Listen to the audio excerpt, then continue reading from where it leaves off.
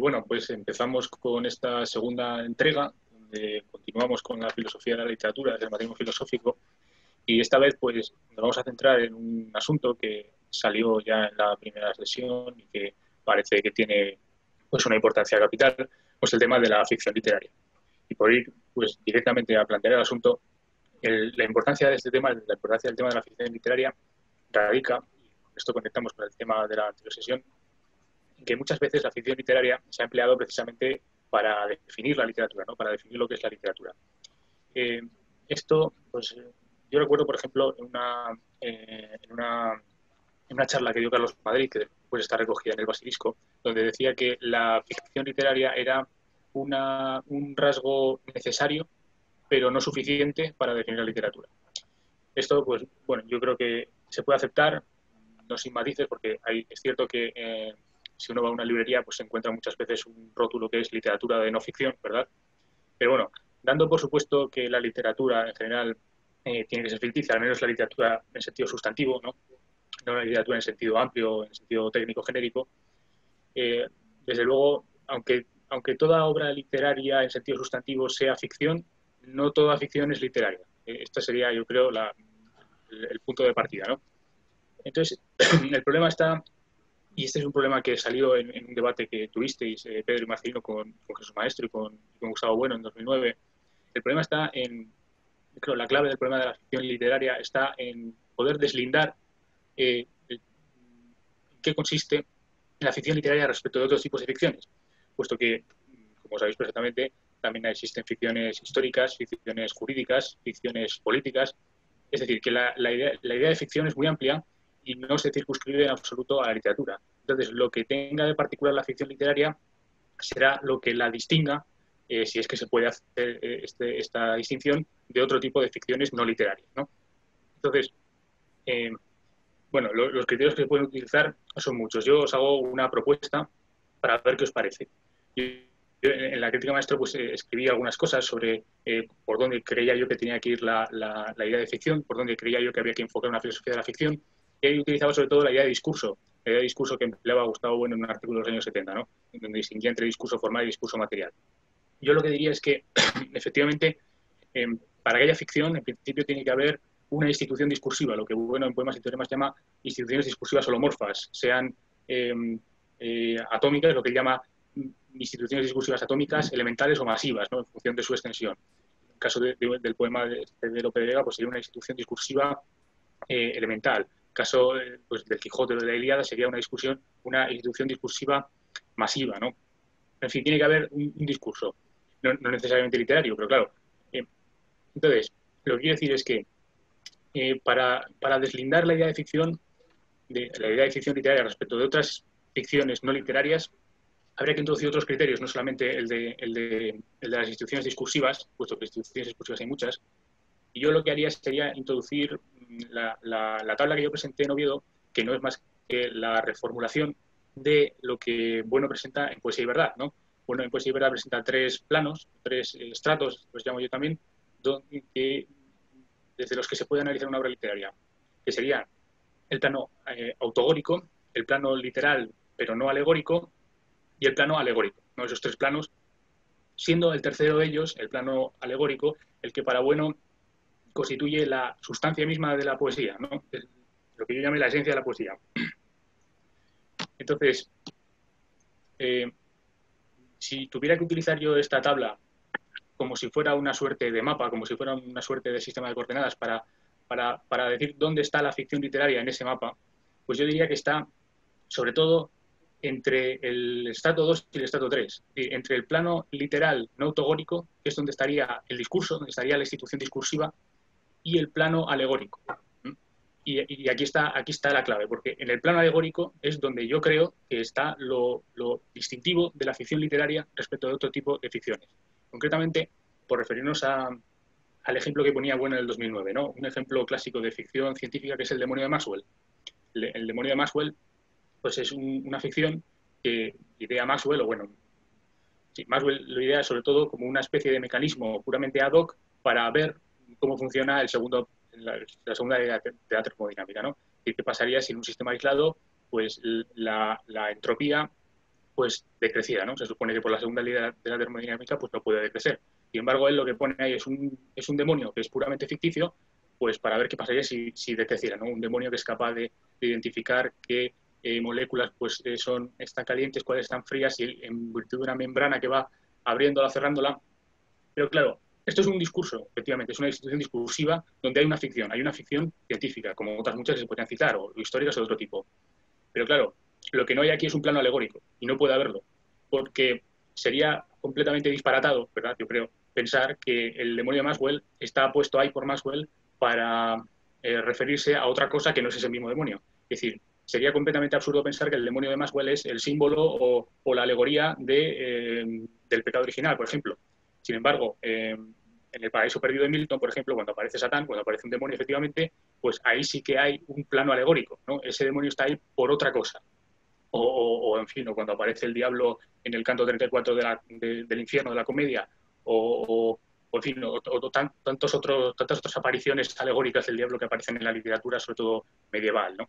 Entonces, yo creo que la clave es un poco esa, ¿no? Que en el fondo no es más que aplicar el criterio de que da bueno para ver qué es lo específico, qué es lo sustantivo de la poesía, ¿no? Lo sustantivo de la poesía es el plano alegórico. Pues bien, lo sustantivo o lo específico de las ficciones literarias también es la referencia a ese plano alegórico, yo creo. Y mientras que otro tipo de ficciones, como las ficciones científicas, pues se agotarían en su propia categoría. Porque el demonio de Maxwell, al margen de las categorías de la termodinámica o de la física estadística o de lo que sea, pues no tiene sentido. O sea, el demonio de Maxwell es una figura que se resuelve en esas categorías, que se puede explicar en la inmanencia de esas categorías, por mucho que sea ficticio o por mucho que sea imposible. Sin embargo, el demonio el demonio pues de Dante o de Milton o de quien sea no se explica dentro de las categorías literarias, sino que requiere ese plano alegórico, requiere la referencia a otra cosa, porque es un símbolo práctico en fin, caben interpretaciones alegóricas, filosóficas o de cualquier otro tipo sobre esas ficciones que si no, pues sencillamente serían ininteligibles. Entonces, bueno, este es el planteamiento que yo os hago para ver qué os parece o para ver si tenéis otras visiones alternativas sobre el tema. Y pues nada, a ver, Marcelino o Pedro, como queráis. Yo mismo, si queréis. Pues oye, no, volviendo a aquella mm, jornada del año 2009 sobre, efectivamente, el tema de la ficción, además ocupó un espacio bastante grande de la segunda entrega del vídeo. Lo introduce el propio Gustavo Bueno, el tema de la ficción, y, y es muy interesante observar la actitud, diríamos, la estrategia dialógica de Bueno en esa parte, ¿no? Es muy interesante por lo siguiente, porque la actitud de Bueno es una actitud conspectiva y constantemente apagógica. Y se puede ver en el vídeo que a medida Bueno introduce el tema y va poniendo y problemática, conspectiva, apagógica y problemática. Bueno, en lo que tiene de apagógica, claro, o, o apagógica en lo que tiene de problemática. Y entonces se iban dando soluciones y entonces don Gustavo pues iba poniendo aspectos que lo hacían genérico, que no hacían la definición como una definición específica de la literatura, sino pues esto aparece también en el arte o esto aparece en la ciencia. La intervención de Pedro Santana en ese momento, pues efectivamente dividiendo en alfa y beta y diciendo cómo, por ejemplo, el demonio de Maxwell consistía en retirarse de alguna manera y en proponer el demonio, pero luego tener que retirarlo. Con lo cual, bien, pero la perspectiva de Jesús Maestro era definir la ficción por la operatoriedad. Que bueno, eso era una especie de recurso tramposo, porque dice, es ficción todo lo que no tiene autoridad. Pero claro, aquí no, bueno, en ningún momento entró a definirla, y aunque bueno, tiene textos en los que entra, en las cuestiones de la ficción. Y, y no entro a definirla, y en aquel momento después se fue apagando la cuestión de la ficción y quedó problematizada. Es decir, y si tuviéramos que sacar alguna idea clara de esas intervenciones sobre la cuestión de la ficción en la literatura, es la que tú has dicho, que para hablar de la ficción en literatura se necesita una definición específica del campo de la literatura. Aquí el problema está en lo siguiente, y en esto yo creo que Bueno también opinaba más o menos lo mismo, sobre todo en algún artículo de los años 70, viene a decir el carácter confusivo del concepto de literatura, es decir, que el concepto de literatura es muy confuso. Y entonces que sería a lo mejor hablar de la poesía, del teatro o de la novela y el cuento, y aquí la cuestión está en lo siguiente, porque entonces habría un genérico de ficción para la literatura atribuible a la novela, al cuento y a la poesía y al teatro, o cada una de estas subcategorías o categorías, llamémoslas literarias por lo de que están escritas en un sentido positivo, o cada una de estas categorías tiene un concepto de ficción, o la ficción en ellas es distinta. Bueno, pues yo creo que tiene que ser planteado así. En primer lugar, creo que no se puede hablar de ficción en la literatura. Incluso después veremos a ver si se puede hablar de ficción. Pero bueno, que no se puede hablar de ficción en la literatura, que hay que hablar de ficción, en todo caso, en la novela, o hay que hablar de ficción en el teatro, etc., ¿no? Ahora bien, la cuestión es esta. Cuando, por ejemplo, analizamos el diccionario de la Real Academia, la tercera acepción, nos dice que ficción son el conjunto, bueno, dice, hay una definición, diríamos, que se mueve en el plano del faquere, debe de ser la primera. Hay otra acepción que se mueve en el plano de la jere, ¿no? Ficción como fingimiento, ficción como objeto, y después hay otra que es completamente circular y además viciosa, porque dice la tercera acepción, ¿no? Dice, ficción son todas aquellas obras de literatura, cinematografía, incluso me parece que hace alusión al cómic, no recuerdo ahora, que están basadas en imágenes. Claro, pero es que ficción desde un sentido, desde un punto de vista etimológico, significa imagen, significa efigie, significa representación. Entonces, claro, decir que la ficción son aquellas obras que están basadas en imágenes es tanto como decir que la ficción son aquellas obras que están basadas en ficciones, con lo cual quiero decir que las definiciones de diccionario también son completamente oscuras. Yo tengo el presentimiento de que la idea de ficción pasa con la idea de ficción como pasa con las ideas de cultura y naturaleza respecto al plano ontológico, al plano de la ontología, que no son originarias en el plano de la ontología, que se pueden explicar a través de otras cosas, ¿no? Pues desde el punto de vista del materialismo filosófico, el plano de la cultura y naturaleza se explican a través de las materialidades primogenéricas, segundogenérica y terciogenérica, en virtud de la presencia de las operaciones o no operaciones y así sucesivamente. Entonces, así como, podríamos decir, así como la dicotomía cultura-naturaleza no es originaria en la ontología, el concepto de ficción no es originario, ya no en la literatura, sino ni siquiera en las artes. Y la tesis que voy a decir aquí, que puede parecer un poco estrambótica, es la siguiente, que cuando estamos hablando de literatura, es decir, cuando estamos hablando de teatro, de novela, pero también de pintura o de música o de danza, no hay ficción.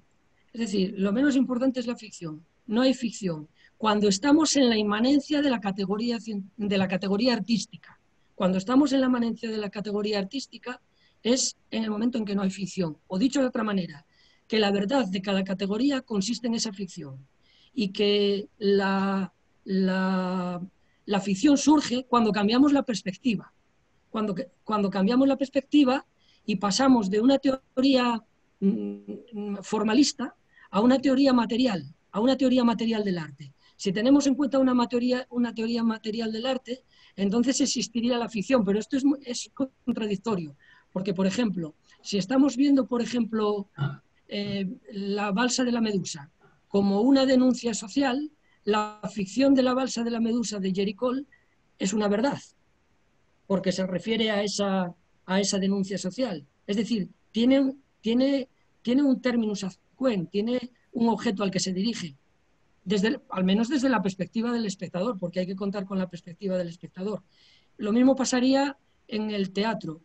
Si en el teatro si se está representando en Historia de una escalera, si estamos suponiendo como espectadores que Historia de una escalera es una denuncia social, entonces Historia de una escalera no es ficción, aunque sea simbólicamente.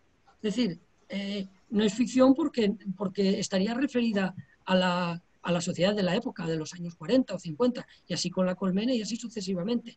Por lo tanto, precisamente cuando la ficción literaria o artística o la que sea se mantiene en la inmanencia del campo artístico, entonces no es ficción, o es una ficción necesaria para ese campo. Y solamente cuando cambiamos de perspectiva, cuando la referimos a una realidad externa, a la propia inmanencia del campo, pues entonces es ficción. No sé, tal como lo veo aquí. ¿En qué me baso para ello? Pues me baso en el artículo de Bueno de la esencia del teatro. En el artículo os voy a leer unas que son esclarecer. Tiene que ver mucho con la farsa y con la ficción. Bueno, aquí utiliza la palabra ficción, etcétera. Y entonces, fijaos, hay un momento en el que dice el aspecto de farsa que el teatro siempre envuelve sería necesario, pero no originario y profundo, sino derivado de un juego de perspectivas. Y hay otro pasaje en el que nos comenta, dice, pero como hemos considerado la entidad de la ficción en sí misma como algo sustantivo que verdaderamente acontece en escena, debemos concluir que las tramoyas ayudan en rigor al espectador y a contemplar la verdad de la ficción. Yo creo que esto no invalida en absoluto lo de los planos autogóricos, etcétera, porque en este mismo artículo, bueno, viene a decir que lo que realmente ocurre es que después ese plano simbólico vuelve a ser necesario para interpretarlo, pero cuando nos mantenemos en la inmanencia del campo artístico, entonces la ficción es necesaria, pero ya no hay que verla como ficción porque cambiamos el plano, sino cambiamos el plano. Es lo que le pasa a Jesús Maestro. Y yo creo que todo esto deriva de la teoría de Aristóteles, que Aristóteles se encuentra con la idea de la mímesis, y como si tuviese que ser o un calco de la realidad o un calco de las acciones de los hombres, pero está cambiando de perspectiva. ¿Por qué? Porque seguramente él tiene esa teoría de la ciencia como de la que trata de lo general o de lo universal, y entonces de ahí tiene que surgir la teoría de la mímesis. Pero si no estamos en una teoría, si no estamos en una teoría material, bueno, en este artículo diferencia entre teorías materiales del teatro y teorías formales del teatro. Si no estamos en una teoría material como la teoría plástica o la teoría simbólica o la ecléctica, si estamos en una teoría formal, por ejemplo, el teatro como el estar en escena, es decir, ¿qué es lo que ve el espectador en el sentido positivo, no en el sentido alegórico? ¿Qué es lo que ve el espectador? ¿Ve a Hamlet a través del actor? No, ve al actor a través de Hamlet. Al que ves al actor representando en esos momentos. No está viendo a Hamlet, porque si lo que viera es a Hamlet, entonces no habría tal farsa. No habría tal farsa. Lo dice aquí, vamos a ver. Ya sé que lo que estoy diciendo es un poco, pero dice, bueno, hay que rechazar la teoría, dice, porque nosotros llamamos farsa, y también, entre comillas, ficción, a lo que sucede en la escena, y ello porque en aquella nos engañamos tomando como verdadero a Hamlet al que solo es verdadero actor. Es decir, tomamos como verdadero Hamlet al que solo es verdadero actor, tomando como verdadero Torreón a lo que solo es verdadera tela.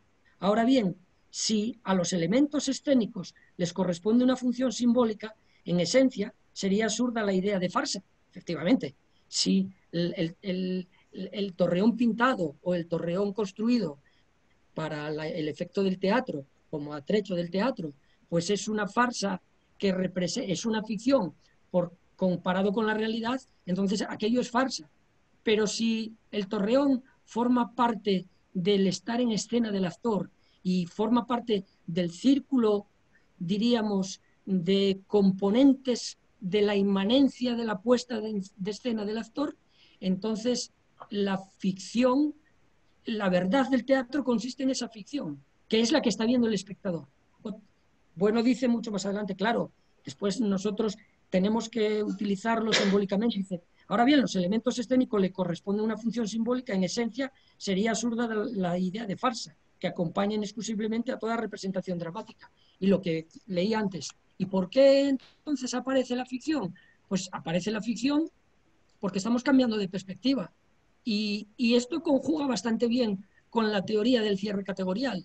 No en el sentido de que las categorías artísticas sean una ciencia, que no lo son, sino en el sentido de que hay una inmanencia del campo, es decir, tampoco las categorías científicas tratan de la realidad, porque entonces estaríamos en el plano epistemológico, las categorías constituyen ellas la realidad, las verdades científicas constituyen la realidad. Si no, nos estamos poniendo en una teoría de la ciencia completamente adecuacionista o descripcionista o teoreticista en último caso, y esta no pretende ser teoreticista porque implica también otra serie de envolturas, ¿no? Me parece que se podría decir eso de la idea de ficción. Como mínimo que la idea de ficción en la literatura no es originaria y que la ficción en el teatro, pues por ejemplo, bueno, lo dice aquí, a mí me parece bastante coherente y defendible la idea de la puesta en escena. Y en la novela, pues habría que verlo de otra manera y en la poesía también. Digo esto, pero bueno, en fin, vosotros diréis. Bueno, no sé si ahora me toca a mí o...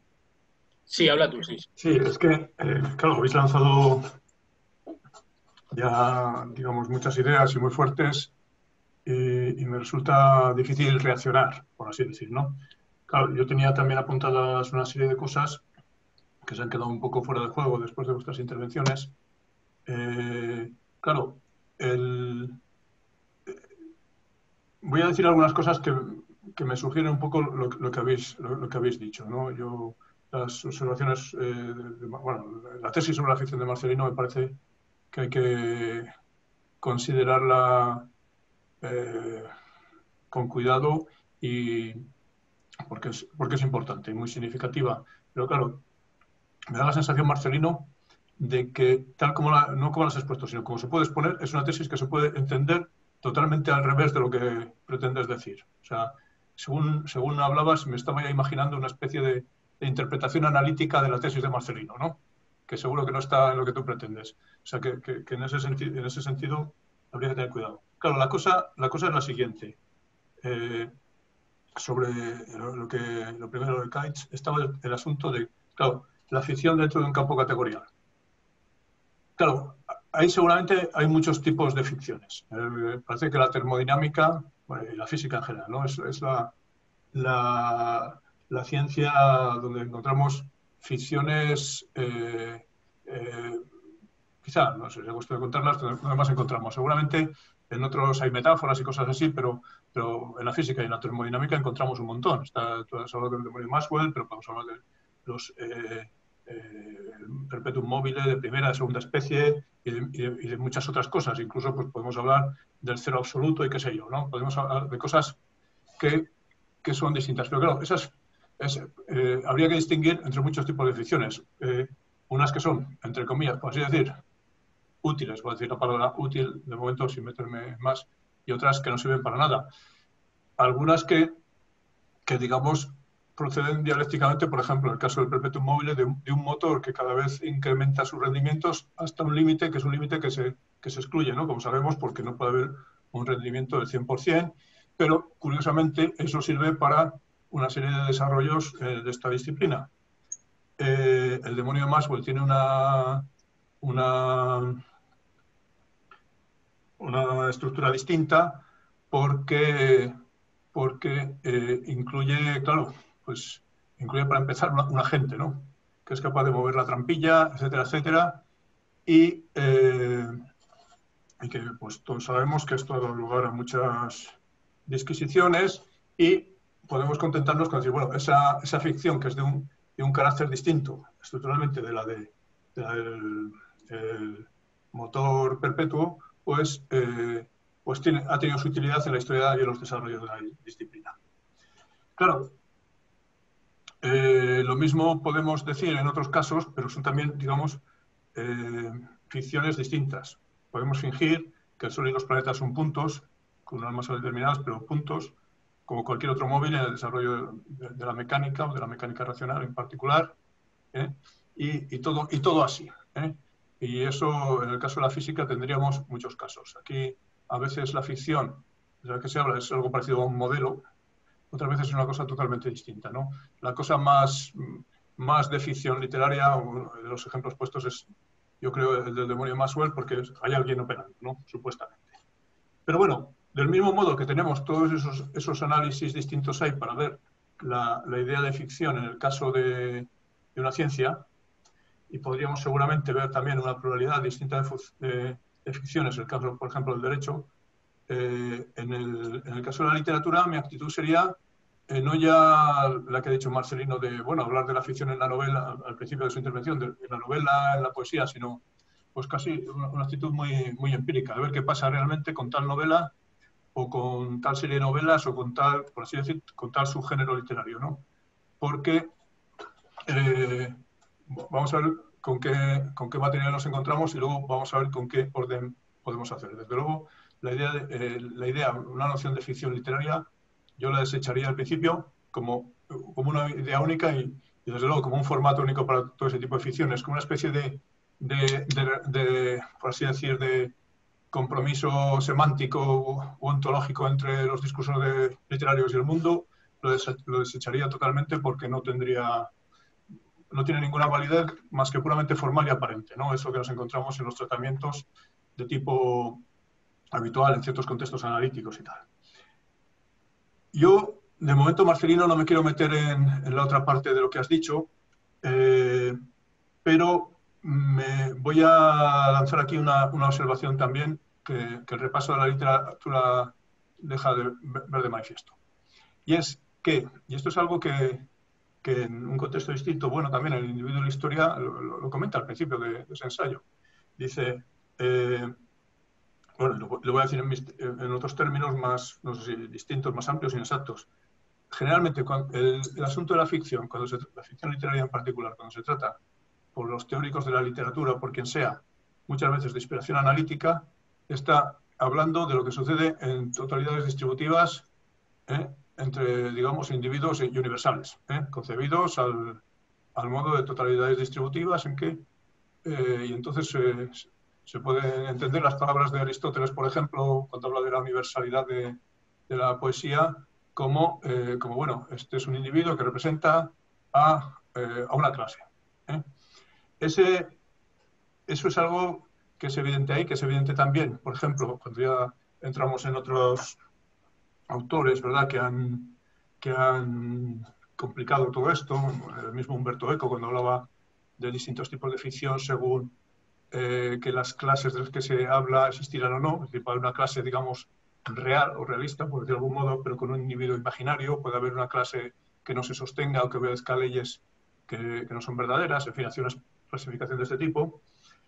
Es la misma visión que sigue existiendo cuando Dolezal utiliza pues en fin, esta versión renovada de la teoría de los mundos posibles de Kripke, ¿no? Kripke, por lo visto, cuando hacía la semántica de la lógica modal, lo más lejos que tenía en su cabeza era renovar la idea metafísica del mundo posible, o al menos ha protestado alguna vez en ese sentido. Pero bueno, es lo que ha quedado. Entonces, como sabéis, pues Dolezal pues, utilizó, y muchos otros después de él, han utilizado esta idea con esa legitimación formal y filosófica para esto. Bien, entonces, si esto es así en el enfoque analítico del asunto, la cuestión más bien sería ver de qué tipo si no podemos cambiar la perspectiva y hablar de totalidades atributivas también en el caso de la ficción. Esto, me imagino, y Kate seguramente tendrá las experiencias al respecto, resultará muy chocante para los teóricos de la ficción al uso, que conciben el asunto simplemente como vamos a hablar de clases de clases que no existen. Tenemos la fantasía. Vamos a hablar de clases de cosas que existen, pero con individuos cuya existencia histórica no ha sido probada. Tendríamos algo así como la ficción realista. Entonces, bueno, ese sería un camino para explorar, que diría. Y bien, de momento me callo, no quiero seguir hablando. Yo estoy de acuerdo con lo que ha dicho Marcelino. Sí, no, que yo estoy de acuerdo con lo que has dicho, Marcelino. Creo que encaja más o menos con lo que he dicho. O sea, que efectivamente la ficción surge cuando se cambia de perspectiva. Y ese cambio de perspectiva precisamente es la visión alegórica. Es decir, en la medida en que un texto literario, una ficción literaria, hace referencia a otra cosa distinta de sí misma. Entonces, yo estoy de acuerdo, pero haré un matiz, que es que creo que eso no autoriza a decir en general que la ficción no existe o que la ficción literaria no existe o algo por el estilo que has dicho, que no se puede hablar de ficción literaria en general. Yo creo que no se puede hablar de ficción literaria en el caso de que se esté partiendo de esa idea de ficción literaria como falsedad. O sea, como si la ficción literaria tuviera que ser falsa necesariamente. Porque entonces, claro, no, porque estamos hablando de las verdades de la ficción literaria. Precisamente el cambio de perspectiva lo que hace es lo que tú dices y lo que dice, bueno, en el texto sobre el teatro, la verdad de la ficción. Pero, claro, eso supone hablar de ficción, aunque de un tipo de una idea determinada de ficción que no es necesariamente la idea de ficción como farsa o como mentira. No sé si me explico. Sí, vamos a ver. Yo lo que quiero es, ante todo, por ejemplo, salir al paso de una definición de ficción como basada en la no operatoriedad. Eso no da un paso, No, claro, no eso no. adelanta un paso en nada a lo que dice pues Aristóteles de la mímesis, o a lo que dice la operatoriedad sería el sujeto y la mímesis sería el objeto en última instancia. Y entonces no, me da la impresión de que no adelanta un paso. La segunda cuestión es que el concepto de ficción es también muy oscuro y que no es lo mismo, y además que el concepto, por ejemplo, si tuviésemos que analizarlo etimológicamente, y digo etimológicamente porque no ateniéndonos a la evolución de la palabra, que eso es lo que significa etimología, ¿no? Sino intentando ver en las etimologías aquel sustrato operatorio que tiene el término. Ficción nos lleva al verbo fingere, ¿no? Y el verbo fingere. Y el verbo fingere nos habla de representación, nos habla de construcción, nos habla de eñir o amasar. Entonces ahí lo que nos pone es ante contexto operativo. Ahora bien, y ante un contexto operativo, y la ficción aparece entonces como una construcción operatoria, fundamentalmente, y eso se da en muchos contextos.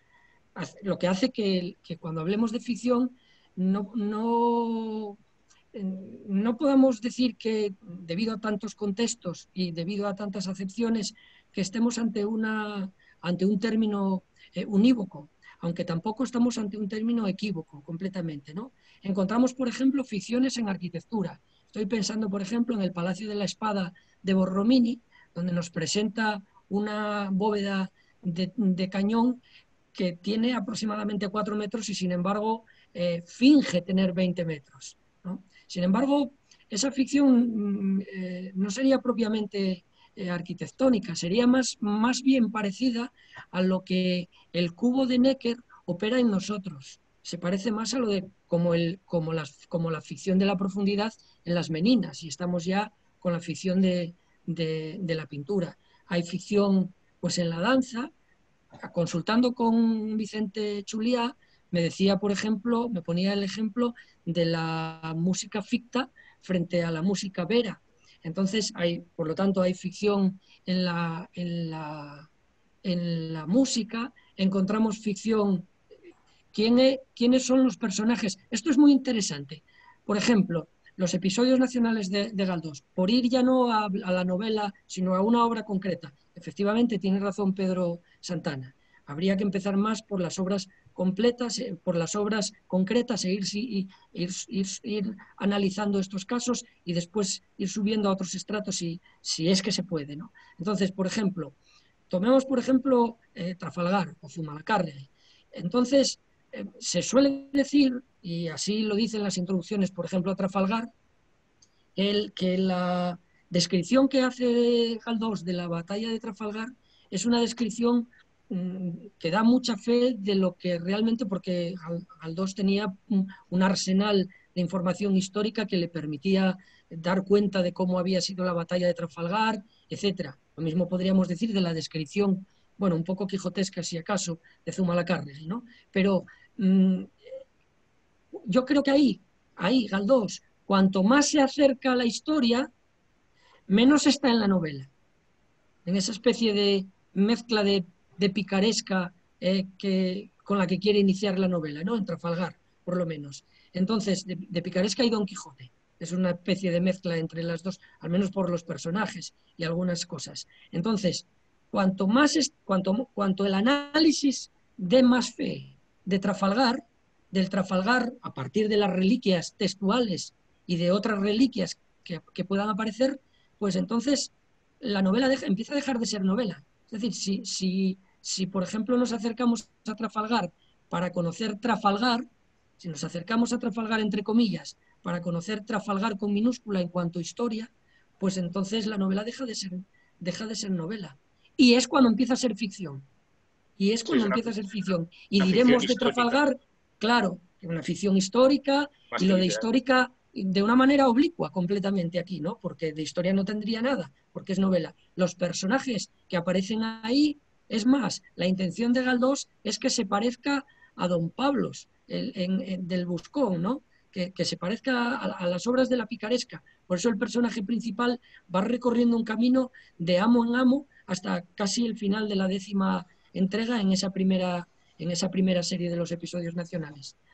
Por lo tanto, entonces, si eso es novela, es decir, si esa tiene una sustantividad artística, esa sustantividad artística, en el momento en que es una verdad, en que es una verdad histórica, la sustantividad tiende a desaparecer en cierta manera, esa sustantividad de la que hablamos. Y si es novela, tendría que permanecer en el campo de inmanencia de la propia narración de los episodios nacionales. Eso es lo que digo. No lo digo, quiero decir, lo digo amparándome o extendiendo el argumento, que bueno, en una obra muy temprana, por supuesto, escribe sobre el teatro, pero que me parece que hay puntos análogos y es a donde quería ir, que la idea de ficción, más que un unívoco o que un equívoco, es un análogo, ¿no? Y además, desde luego que la ficción tiene que ver con las apariencias falaces, pero con las apariencias falaces teniendo en cuenta otra cosa, que la obra la escribe el autor y hay que tener en cuenta también el receptor, no como un acto de comunicación en general. Esto ya fue negado en el 2009 en aquella jornada sobre literatura, sino como que el espectador, o el espectador en el caso del teatro, el lector, es el que de alguna manera también tiene que interpretar la obra, pero si está pensando siempre en que la obra significa esto o significa aquello, sin entrar en la inmanencia de ella, por ejemplo Trafalgar, entonces esto simboliza, pues por ejemplo, Trafalgar simboliza la nación española, que no digo que no sea pertinente ese tipo de análisis, pero esa pertinencia va enflaqueciendo, por decirlo así, la sustantividad literaria o la sustantividad novelística, por ejemplo. La novela es otra cosa, ¿no? Es otra cosa. Pero ahí, Marcelino, la verdad es que me parece que yo entiendo lo que dices y concuerdo con ello, pero la fenomenología del asunto es complicada. Yo ahora mismo estaba pensando, claro, por ejemplo, en el ciclo de los episodios nacionales nos encontramos con los personajes ficticios y con otros históricos. Y sí, estos históricos hacen cosas que sabemos, en fin, que el historiador nos dirá que ha hecho y otras que no estamos seguros. Entonces, Yo estaba pensando concretamente en un caso que era el final de Luchana, cuando Espartero consigue que los carlistas levanten el sitio de Bilbao el día de Nochebuena. Entonces, ahí se producen pues unas escenas de guerra muy curiosas, en que incluso parece que los ejércitos liberales se confunden y se ponen en marcha y consiguen la victoria pese a los generales. En fin, entonces, claro, ahí podemos dar por bueno, y el lector aquí, cada lector hará lo que quiera, el compromiso, digamos, de lo documentado, de cuánta parte de eso puede estar en un libro de historia y cuánto no, en cuanto a si se comen una gallina en Pepitoria, o si hacen esto, o si no hacen lo otro. Entonces, eso yo ya no lo sé. Podemos coger el Pirala por un lado, podemos coger a Pérez Galdós por otro y ir comparando. Eso es, pero, claro, y pese a todo, y aquí me mantengo en este nivel de fenómenos y de impresiones como lector, es un caso muy distinto al que tenemos, por ejemplo, en un historiador bélico al que le gusta mucho pasar del plano grande, digamos, del plano estratégico o táctico, por lo menos, al plano de lo anecdótico, ¿no? Que es Anthony Beevor, ¿no? Claro, este parece que cuenta anécdotas, ya sean de generales o de soldados, pues más o menos documentadas o no, vaya uno a saber, pero que pueden tener un interés como tales anécdotas o incluso pueden significar, o se pueden entender de una manera o de otra, pero parecería, y esto igual pues estoy totalmente equivocado, que en el caso de Pérez Galdós hay una cosa y en el caso de Beevor hay otra. Y están ahí moviéndose en un terreno en que hay mucha confusión y hay que hilar muy fino para hacer el análisis. La verdad histórica seguramente no está garantizada, aparte de su posición como historiador, etc.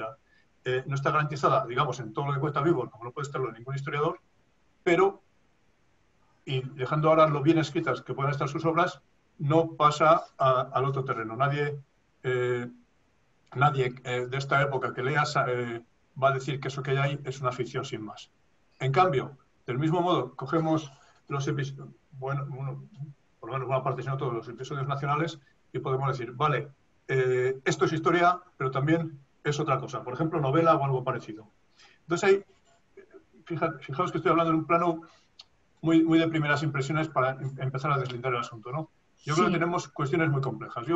Yo oyéndote, y sería un poco el pero que te pondría, que un término como novela, ya tomado en bloque, se me hace excesivo. Vale, no, de acuerdo, pero simplemente quería plantearte una cosa, a ver qué os parece. Por ejemplo, respecto a la ficción, efectivamente, en Galdós nos encontramos con personajes que, para entendernos, hablemos ahora de los mismos temas, con personajes que no podemos encontrar, por no decir ficticios, ¿no? Que no podemos encontrar en las reliquias textuales, y personajes en las reliquias históricas textuales, ¿no? Pues, por ejemplo, podemos encontrar a Napoleón en las reliquias históricas textuales y aparece en los episodios nacionales, pero no podemos encontrar a cualquier otro personaje, pues qué sé yo, a Pipaón o a Salvador Monsalud. No podemos encontrarlo en las reliquias históricas textuales, porque es un personaje de la invención de o de otro tipo, no tiene una lápida por ahí, por ejemplo. Exacto, sí, exacto. Bien, ahora bien, por ejemplo, yo me acuerdo cuando, yendo a los cursos de verano de La Rioja, de Santo Domingo de la Calzada, como sabes, nosotros cogíamos la carretera que era la autopista, ¿no? La del Huerna, y después en dirección oeste-este, pues íbamos surcando con el coche hasta por la autopista de Onzanilla hasta Burgos, y después hay que pasar por la zona de Montes de Oca. Montes de Oca, pues es un escenario interesantísimo en el que transcurrieron las guerras carlistas y en el que transcurrió también la novela de Galdós, claro. Es el escenario de la novela de Galdós. Entonces, claro, cuando íbamos por ahí y veníamos en el coche, pues Pedro Barbado y su mujer Dolores y Belarmina, pues me decían a mí, pues aquí este fue el escenario de las novelas de Galdós. Digo, no, hombre, este fue el escenario de las guerras carlistas, pero el escenario de las novelas de Galdós no pudo haber sido este. ¿Por qué? Pero efectivamente eso se daba lugar a confusión. ¿Me entiendes por lo que quiero decir, no? Sí, Bien, sigo con la argumentación. Un segundito. Seguramente el origen de esa confusión viene de las partes de las de los textos de Galdós. Claro. Sí. No, pero eso es lo de menos para lo que quiero argumentar. La cuestión es esta. Y ahora cambio de plano, ¿no? Por ejemplo, cuando en el cálculo vectorial sumamos dos vectores, y esto es una ley de la teoría del cierre categorial, los vectores, bueno, tomamos el vector AB y lo sumamos con el vector CD, y entonces la suma de AB más CD es igual a A más B, C más D. A A más C, B más D, ¿no? Y ese es el resultado. Entonces ahí tenemos una serie de términos que son los vectores, una operación que es la suma y una relación que es el resultado, la igualdad de esa operación. El cálculo vectorial sería, por ejemplo, un buen ejemplo de cierre categorial, a una escala, por supuesto. Pero a veces se dice, bueno, pues es que los términos del cálculo vectorial son otros vectores y no hay términos que no sean de la escala. Sin embargo, puede ocurrir que introduzcamos escalares y podemos utilizar escalares. Ahora bien, los escalares no son vectoriales, no son pares ni tríadas. Los escalares son números, mónadas, por decirlo de alguna manera, ¿no? Y entonces, ¿qué ocurre? Pero en el juego entero del cálculo vectorial, el escalar no cumple aquí una función de escalar, sino que entra en el juego y entonces aparece aquí, dicho en la novela, aparece como una ficción más. No podemos decir, salvo que cambiemos de impresión, no podemos decir que sea no podremos decir que sea un vector, efectivamente, pero en el juego del cálculo vectorial el escalar está funcionando para el cálculo de vectores. Lo mismo que los montes de Oca en la novela de Galdós están funcionando como una ficción más, un recurso que él saca probablemente de las reliquias de los libros de historia que hubiera leído, pero como una ficción más, y entonces empieza a entrar en el juego de la inmanencia de ese campo, de esa novela. Efectivamente, acepto el argumento que me dices, que de la novela en general ni siquiera, probablemente. Bueno, yo estoy proponiendo aquí... De todas maneras, igual no era lo que quería decir, pero esto que decías de los vectores y los escalares me hace pensar que, claro, bueno, esto se lo tenemos que dejar a otros, ¿no? Claro, realmente, pues los vectores se cierran con la suma vectorial. Hay operaciones con ellos que sí, que dan lugar a escalares, y tenemos toda una cosa muy complicada, con muchas operaciones, que de dos vectores hay otro vector, de dos vectores en un plano, claro, lógicamente, hay otro vector que ya no está en ese plano, o sea, un escalar, en fin, hay todo tipo de cosas. Entonces, claro, esto es lo que nos invita a pensar, hombre, no, lo digo sin ninguna pretensión en este campo. Igual hay que saber dónde se coloca el cierre en el caso este, ¿no? O sea, realmente más allá de para una operación concreta podemos cerrar en el sentido algebraico el asunto. Quizá no. Entonces, en ese sentido, no supongamos, que esto ya es otra discusión, supongamos que no podemos cerrar con vectores el campo del cálculo vectorial, como dices, en el sentido de las operaciones. Yo lo pongo a título de ejemplo para entender analógicamente. Entonces, ya, que a lo que voy es a lo siguiente, Marcelino.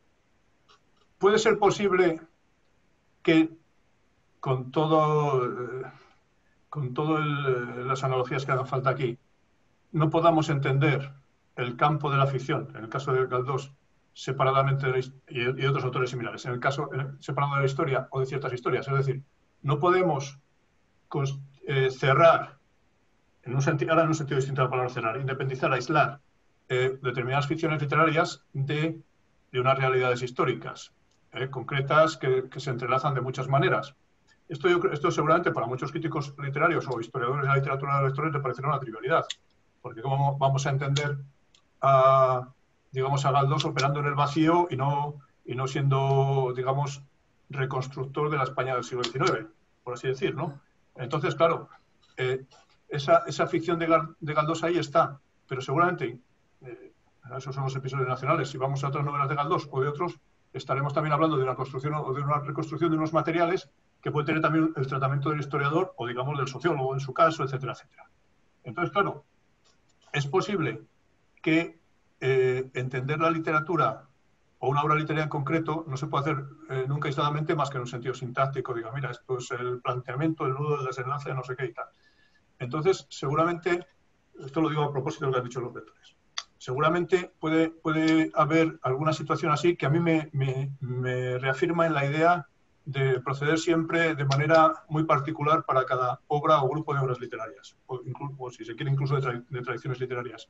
Sí, De manera que la ficción, en fin, que esta serie de cosas a las que nos estamos refiriendo con la ficción se conjuguen con otros materiales y con otros discursos de maneras muy sui generis en cada caso, y que requieren, pues, en fin, por así decir, mucho análisis de esos materiales para luego poder ver qué pasa. O sea, esto no discute ni tus tesis generales ni las de Caich, desde luego, pero sí que quizá lo vea como, vamos ahora a lo que hay, ¿no? Y a ponernos a ver. Y yo desde luego lo propongo aquí como una cuestión a discutir.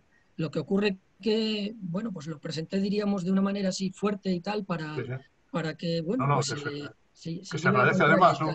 Y de la manera que he entendido en esta enésima lectura de la esencia del teatro y que me daba la idea de extender esta idea de la esencia del teatro a la ficción. Sí, pero lo que sí cada vez me parece... Sí, pero es que precisamente por esa tesis, diría yo, no sé, la puedo entender como el origen del problema. Es decir, lo que dices es verdad, pero precisamente ahora tenemos que dar cuenta de cómo funcionan las ficciones literarias u otros tipos de ficciones en particular. Precisamente por el componente de verdad o porque son...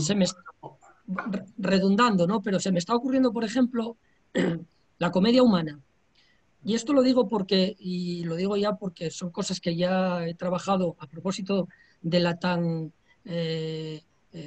ya usada geografía, ¿no? Nosiología de la geografía. Un autor como David Harvey, pues tiene un libro que se titula, un libro que, bueno, además es recomendable la lectura, que se titula París o algo así como el París de la posmodernidad, o París capital París capital de la modernidad. Ese es el título del libro.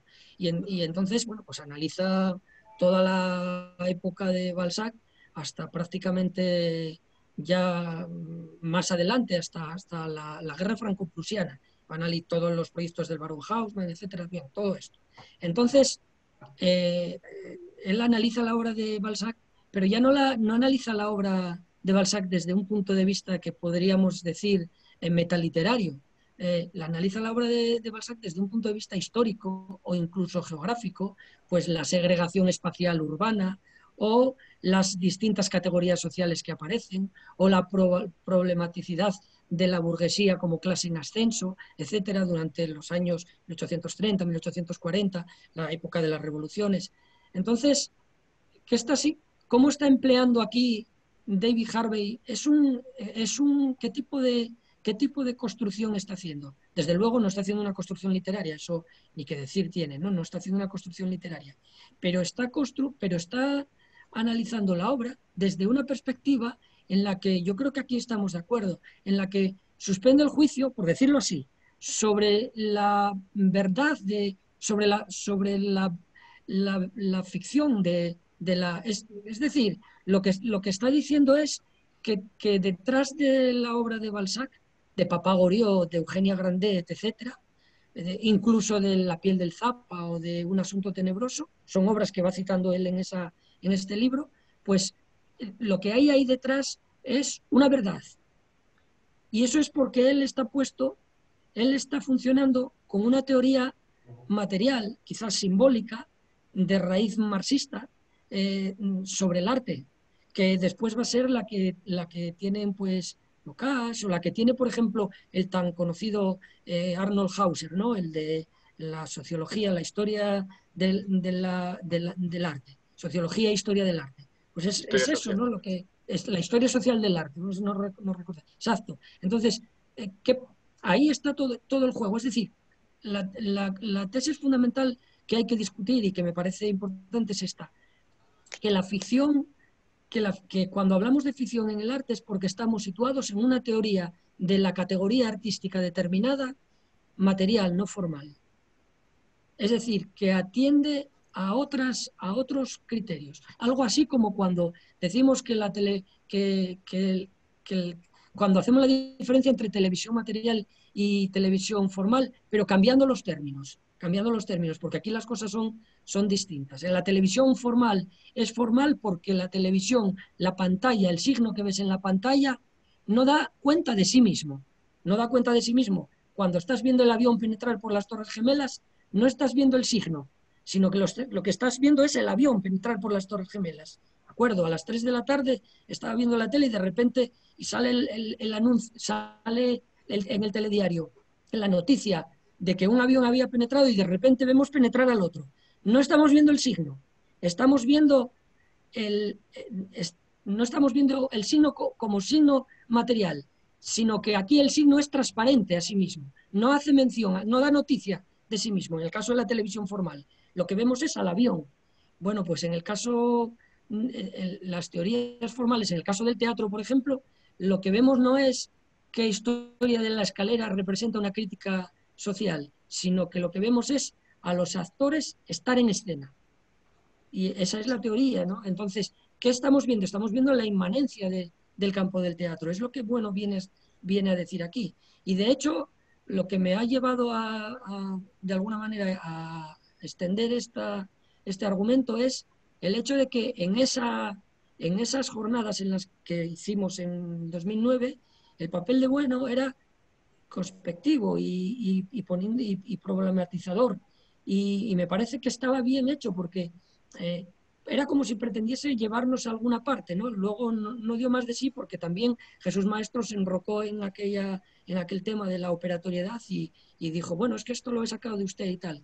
Y entonces la cosa quedó ahí. Pero bueno, lo digo, todo esto no lo digo como si yo tuviese aquí un manual, lo digo para problematizar y... Sí, no, es que me da la sensación de que es casi como una especie de...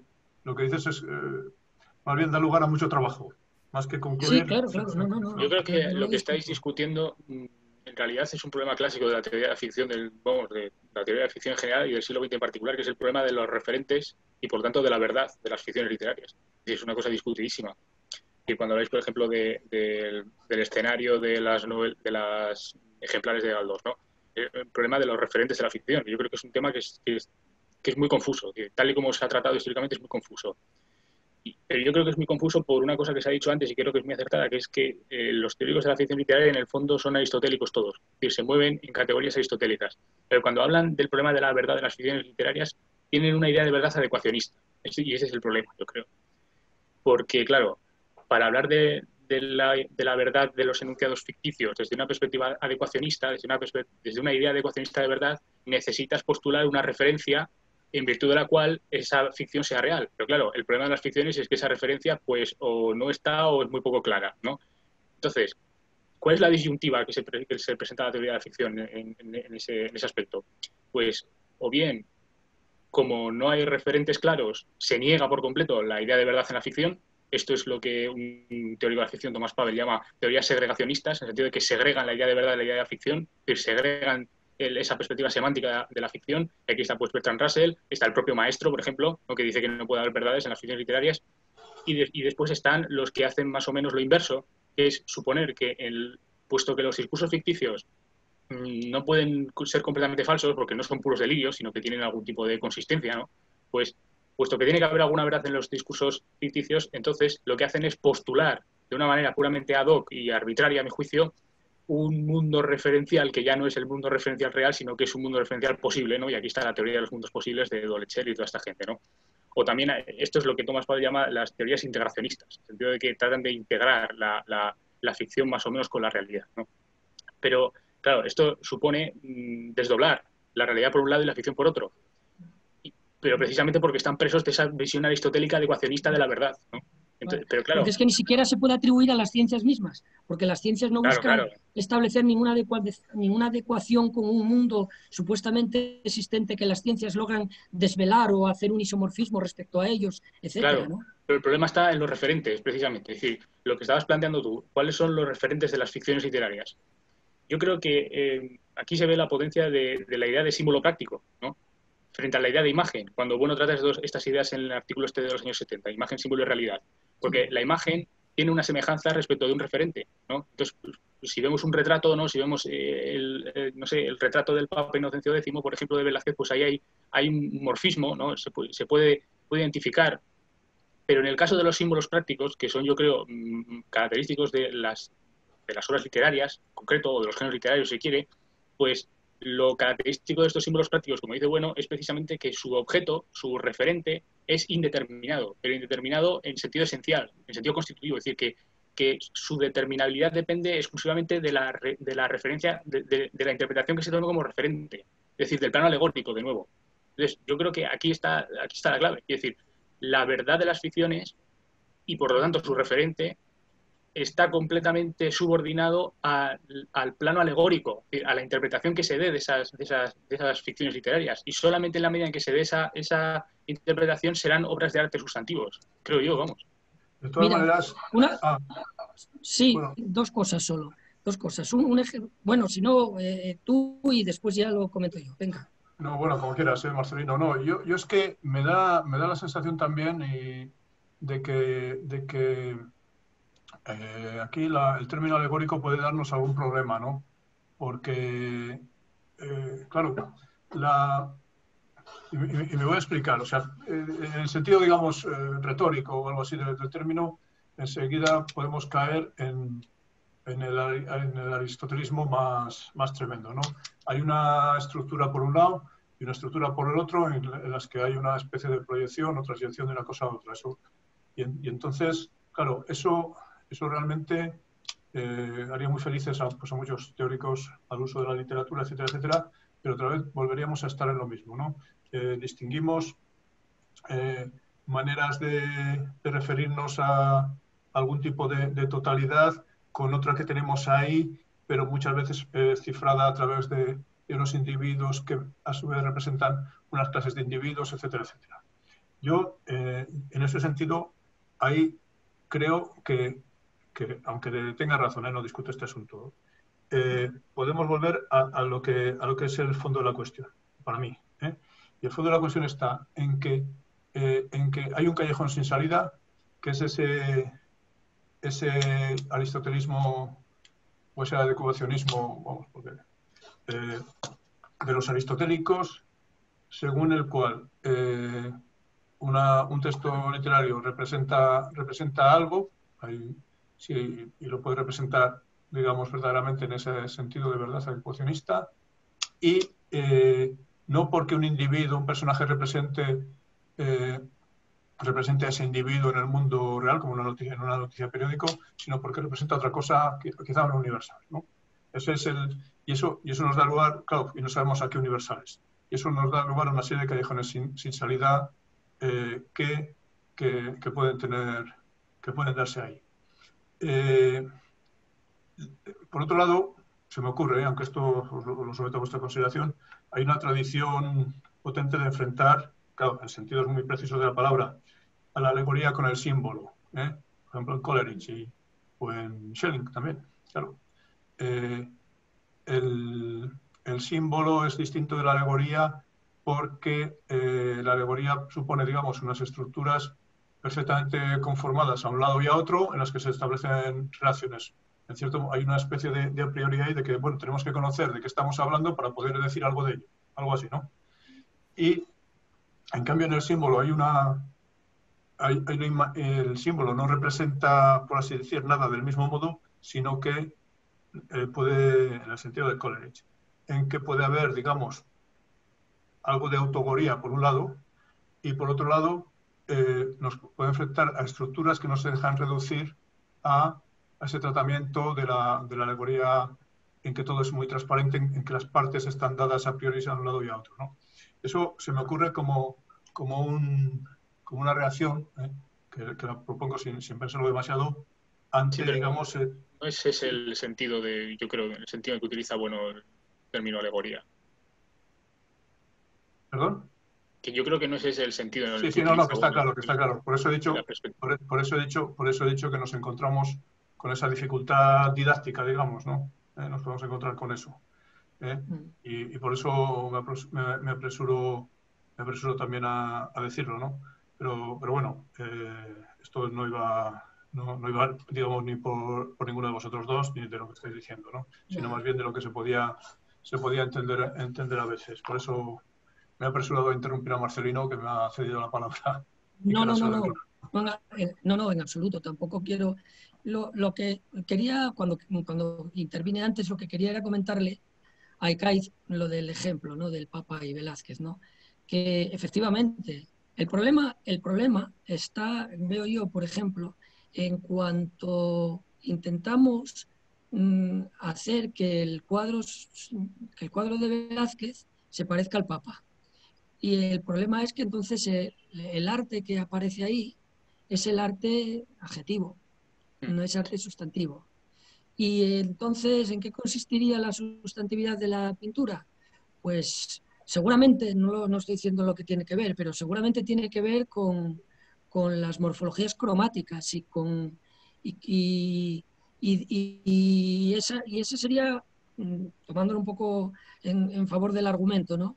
Esa sería, por ejemplo, una de las, de las respuestas que da la vanguardia al arte que surge a partir de Giotto, de la perspectiva, ¿no? Del arte de la perspectiva. Bueno, pero lo que era eso lo que quería decir, pero a tenor de lo que acaba de decir Pedro ahora, pues me gustaría leeros para que veáis, porque además es que tanto tú como Pedro lo habéis tocado y tal, un texto de bueno también de la esencia del teatro, porque es muy esclarecedor respecto a estos puntos, ¿no? Dice, fijaos qué texto más... y además es que es interesante por esto. Por ejemplo, y esto pasa lo mismo por lo que hablábamos, ¿no? Que pasa lo mismo en la música. Me decía, y es que tiene razón, Vicente Chuliá, yo le decía, cuando yo estudiaba música en el instituto, pues resulta que nos ponían las 4 estaciones de Vivaldi y entonces me decían, bueno, pues por aquí estos son los cazadores, estos son los perros, estos son los truenos, estos son los pajaritos y así sucesivamente, ¿no? Como si la música consistiese en imitar a esas cosas, vamos a decir, de la naturaleza o por lo menos de externas externas al pentagrama y a los instrumentos, ¿no? Porque los cazadores, que tienen que ver los cazadores y los pajaritos con los instrumentos y con el pentagrama, etcétera. Y entonces, efectivamente, siguiendo las premisas del materialismo en música de Gustavo Bueno, pues Vicente con Tino, Vicente decía, claro, eso es que no tiene nada que ver con el cuerpo tridimensional de la música que propone Gustavo Bueno, porque hay una suerte de inmanencia musical.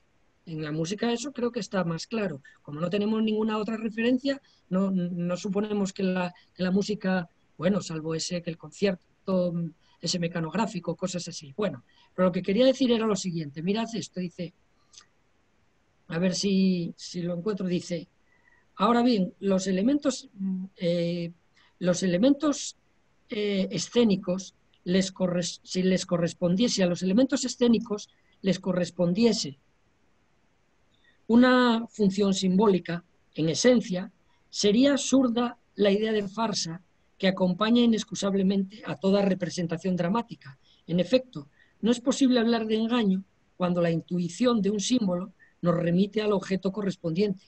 Así no puede hablarse de engaño, de farsa, cuando ante la sensación de esa cierta cantidad de tinta, y esto es clave, ¿no? Cuando ante la sensación de esa cierta cantidad de tinta en que consiste la palabra Platón, entre comillas, el espíritu se traslada intencionalmente a la imagen del filósofo griego, sin detenerse en la entidad gráfica en sí misma, aquí no hay engaño.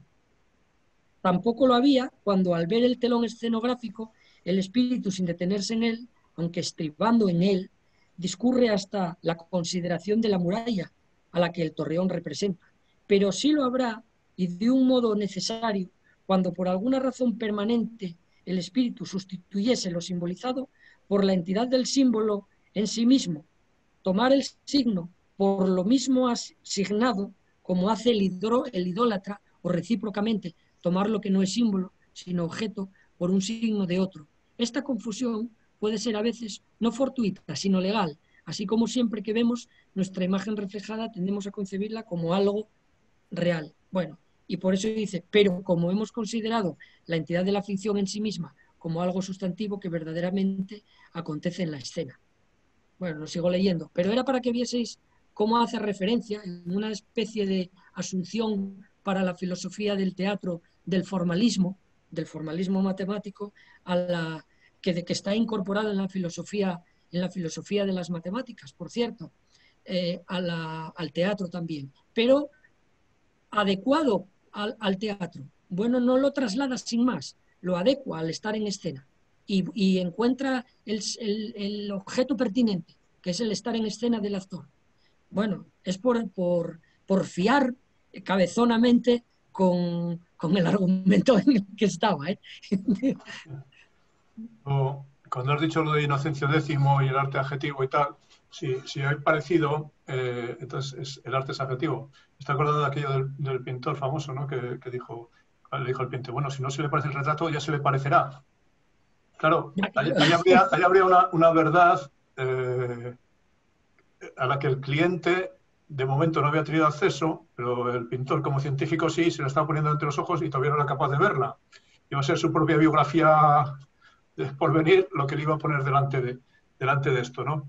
Pero claro, pero ya basado en la inmanencia de la pintura. Sí. Bueno, a eso iba yo, porque habías hablado de morfologías cromáticas y tal. Claro, realmente yo estaba pensando más bien que lo que le está diciendo el pintor ese ahí es algo así como esto. Usted se cree que esto es una imagen de su rostro, pero es muchas más cosas. Es muchas más cosas. Entonces, ahí está un poco el asunto, ¿no? Las relaciones en ese caso del cuadro, con vaya uno a saber qué cosas, sujetas a veces al antojo o al capricho del comentarista, o quizá no. Claro. Entonces, claro, el problema de otra vez, yo soy un poco cabezorro, igual que con la alegoría, es un término que veo peligros cuando se utiliza tal.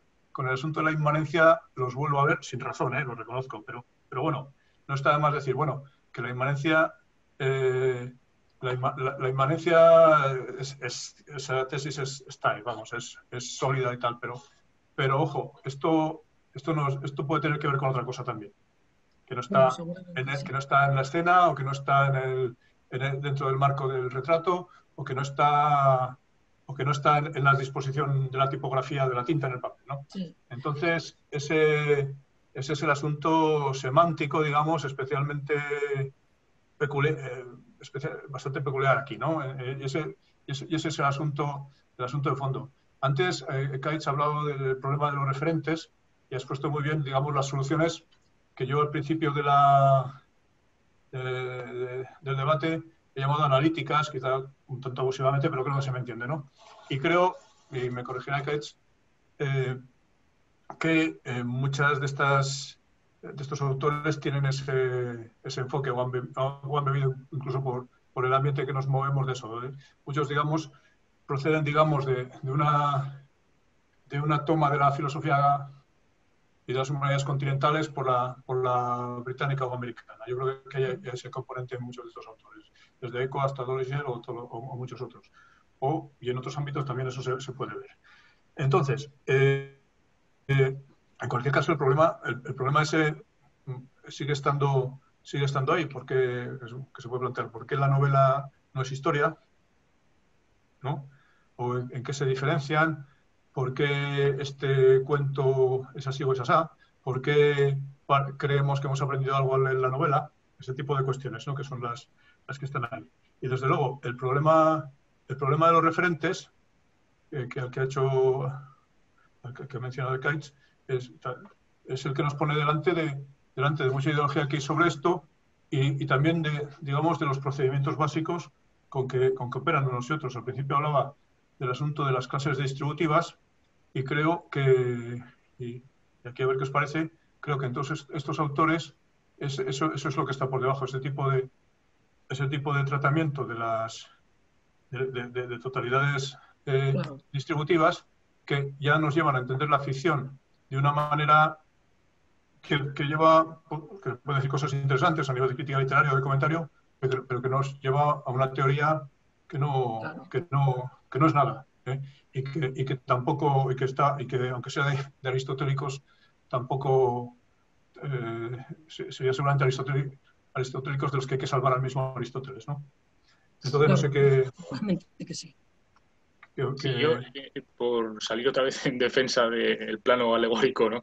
Y a propósito de esto que comentas sobre la oposición historia-novela, pues no tengo delante el texto, pero vamos, cuando Bueno habla en el artículo, en la entrevista esta de la revista Juan Canas, a la que la que hice alusión la otra vez, la de Gustavo Bueno habla sobre literatura, Sí. lo cito de memoria, pero dice la distinción o algo así, la relación que hay entre la novela, no, entre la historia y la novela es análoga a la que hay entre la geografía y la geometría.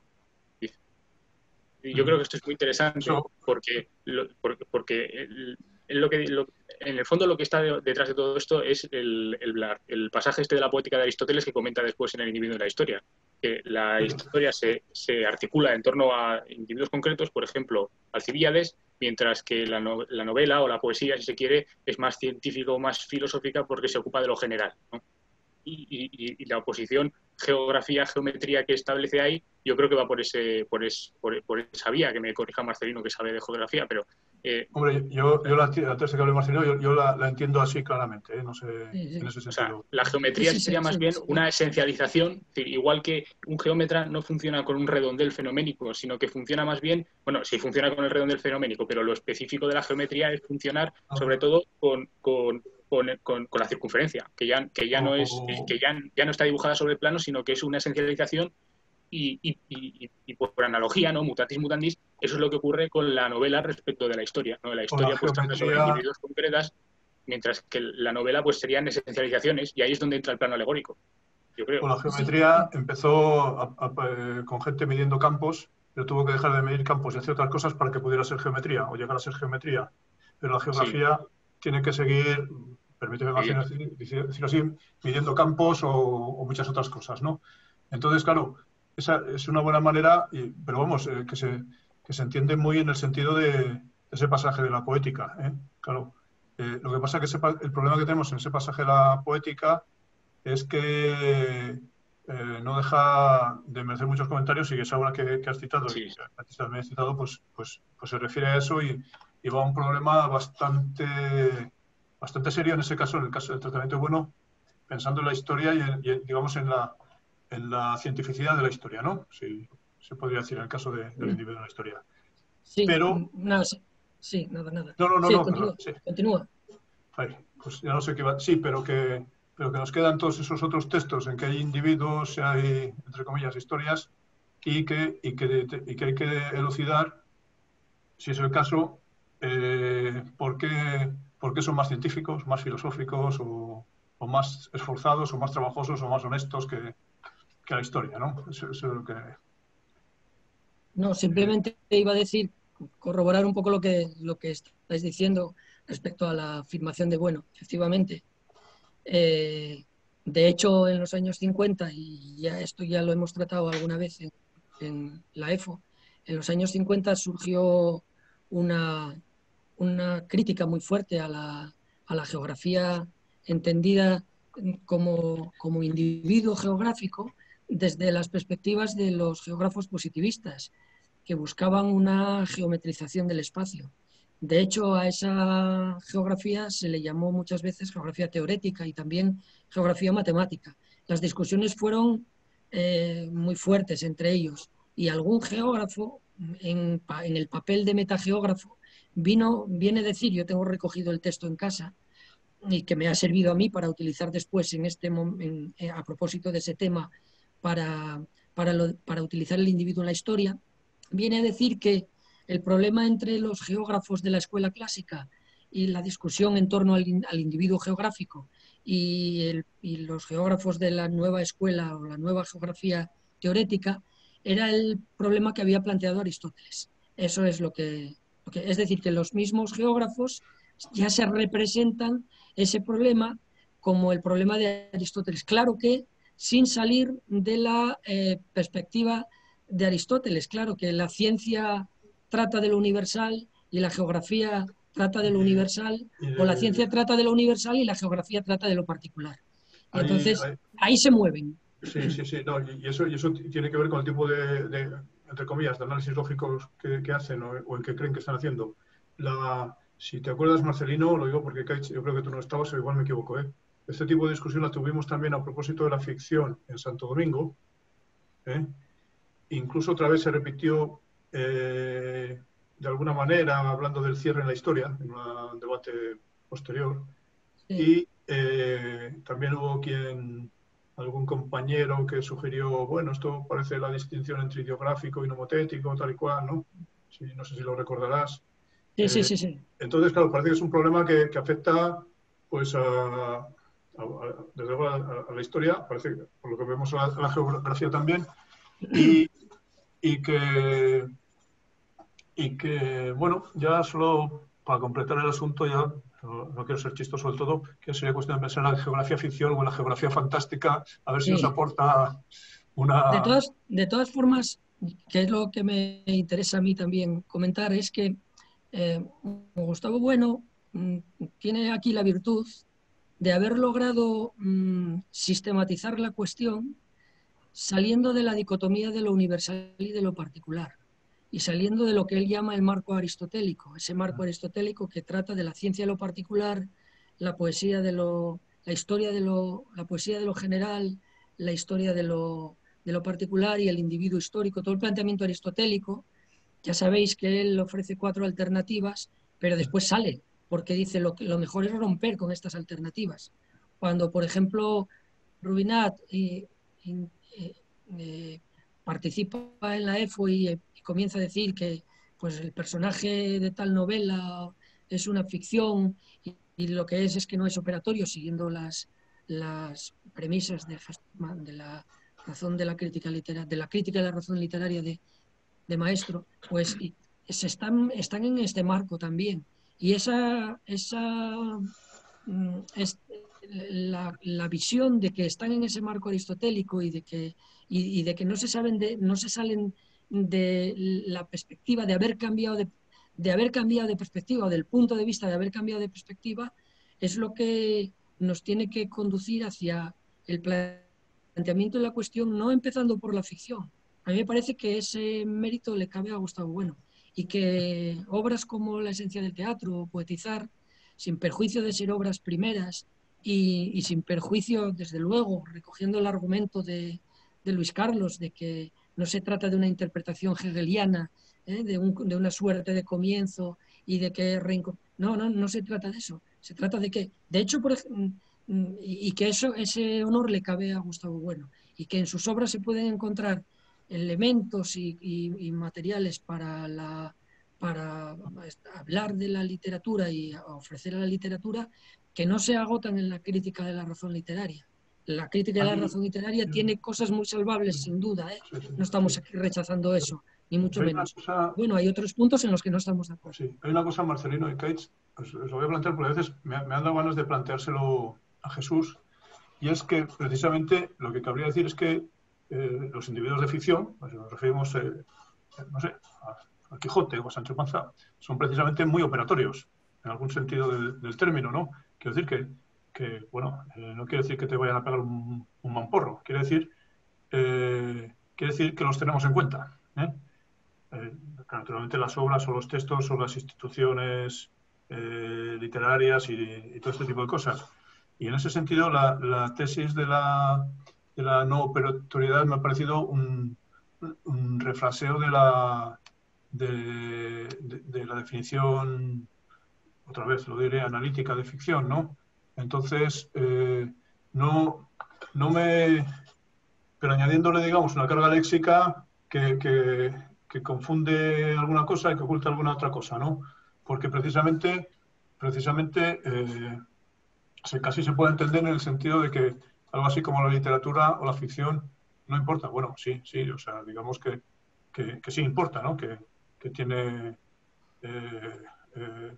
una pregnancia histórica considerable dependiendo de las sociedades, etcétera, etcétera. Pero bueno, en ese sentido... Yo creo que esa es una consideración más de carácter pragmático. Y que también hay muchas teorías de la ficción en ese sentido. Es decir, en el sentido de que la ficción pues, se fundamenta en su éxito comunicativo, en la llamada antropología de la ficción, visiones antropológicas de la ficción. Pero, o sea, sí es verdad, pero yo creo que no es lo específico de la ficción. Es decir, yo creo que lo específico de la ficción es la perspectiva semántica, más bien.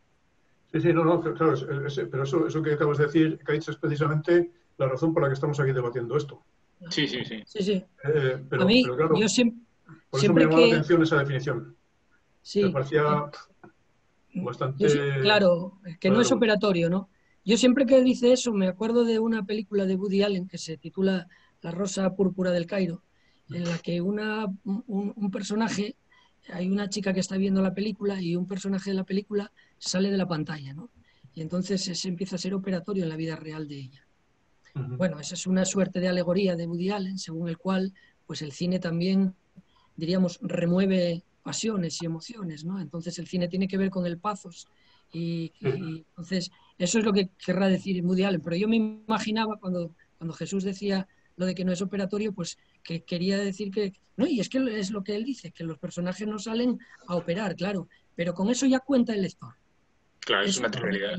Nadie engaña al lector. Es decir, el lector ya cuenta con que es operatorio. Y cuando el lector coge un libro, que eso es lo que es una novela, cuando el lector coge El amor en los tiempos del cólera, de Márquez, pues está leyendo El amor de los tiempos del cólera, y muchos lectores y amigos míos que cuando están leyendo una novela dicen, no, cuando me meto en una novela me enfrasco. Es curiosa la expresión, me enfrasco, es decir, como me encierro.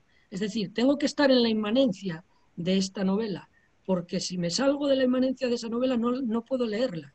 Y es que es así. De hecho, el crítico literario, cuando empieza a leer la novela y la compara con otras y la compara con cosas de la realidad, ya no se enfrasca en la novela. El enfrascarse en la novela es el entrar en la inmanencia, es decir, en que la ficción se convierta en verdad dentro de la novela. Bueno. Sí, pero insisto mucho. Sí, no, y yo estoy de acuerdo, pero es la típica tesis que tan difícil de formular que mucha gente la puede tomar al revés de lo que estás diciendo, ¿eh? O sea, seguramente que sí, pero bueno, no lo pretendo. De todas formas, igual equivocado soy yo, pero bueno. De todas formas, atendiendo a lo que dice, bueno, en la encuesta que le hace Pelayo García Sierra en el Diccionario Filosófico sobre el arte, bueno, viene a decir que, bueno, habla de categorías artísticas y dice que el arte en general está ofrecido a la representación, es decir, está ofrecido a la representación. No es una, y después dice, cada arte es distinto, por la técnica de la que procede, etcétera, cada arte es distinto uno de otro. Y esas cosas, bueno, ahí no para nada está hablando de la ficción. Analiza el arte sin entrar a hablar de las ficciones. Sí, pero claro, porque es una cuestión, desde luego, y hay que hacerlo, pero el problema es que esa inmanencia es violada cada 2 por 3, ¿no? O sea, eso... Claro. Bueno, sí, claro. Pero, claro, porque porque cuesta mucho trabajo separarse de la teoría aristotélica. Es decir, la teoría aristotélica está tan presente que nos absorbe constantemente, ¿no? Sí, bueno, tenemos ya que, me parece, terminar. Así que con ese ataque a la teoría aristotélica, en la que cae prácticamente toda la teoría de la ficción moderna, y también maestro, por desgracia, pues lo cerramos y lo dejamos ya para otra ocasión, ¿no? Para, si os parece, seguir tratando sobre la ficción o sobre otros temas semejantes. Vale. Lo que tú digas. Pues nada, muchas gracias y hasta otro rato. Otra.